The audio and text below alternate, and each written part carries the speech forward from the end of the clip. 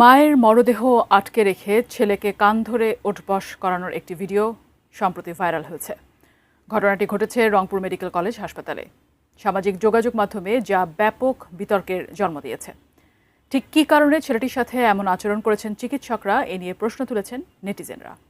রংপুর প্রতিনিধি শাহরিয়ার মিমের তথ্য ছবিতে বিস্তারিত ডেস্ক রিপোর্টে। হাসপাতাল থেকে মায়ের মরদেহ ফেরত নেওয়ার শর্তে পরিচালকের কার্যালয়ের একটি কক্ষে ছেলেকে কান ধরে উঠবস করানোর একটি ঘটনা ঘটেছে।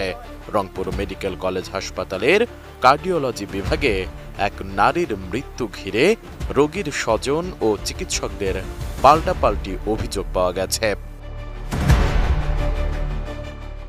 স্বজনদের অভিযোগ, অক্সিজেন না দেওয়ায় মারা গেছেন রোগী। তবে চিকিৎসকরা বলছেন, রোগীর মৃত্যুর পর তাদের ওপর হামলা করেছেন স্বজনরা। এ ঘটনার প্রতিবাদে ওই রোগীর লাশ আটকে রাখে হাসপাতাল কর্তৃপক্ষ।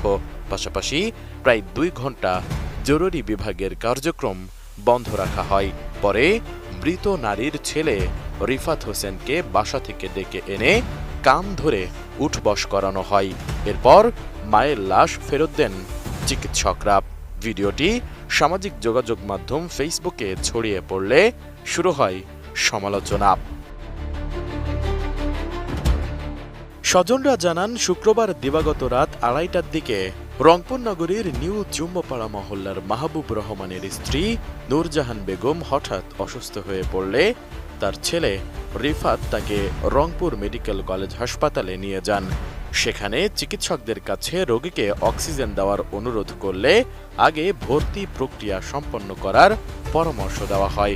এ সময় রোগীর শারীরিক অবস্থার অবনতি ঘটে এবং রাত 4টার দিকে মৃত্যু হয় রোগীর।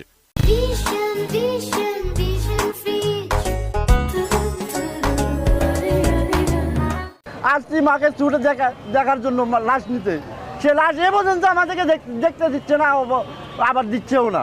একটা অক্সিজেন তারা দেয় নাই, এইটা বার থেকে আনতে বলছিল। হয়তোবা মারা যাওয়ার পর তার মাথা ঠিক ছিল না, হয়তোবা সে উশৃঙ্খলভাবে কিছু করছে।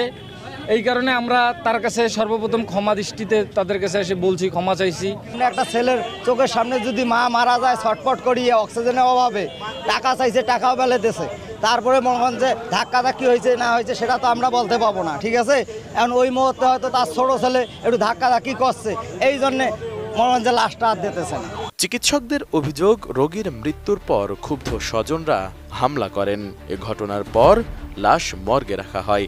সকাল থেকে বিকেল 3টা পর্যন্ত জরুরি বিভাগ বন্ধ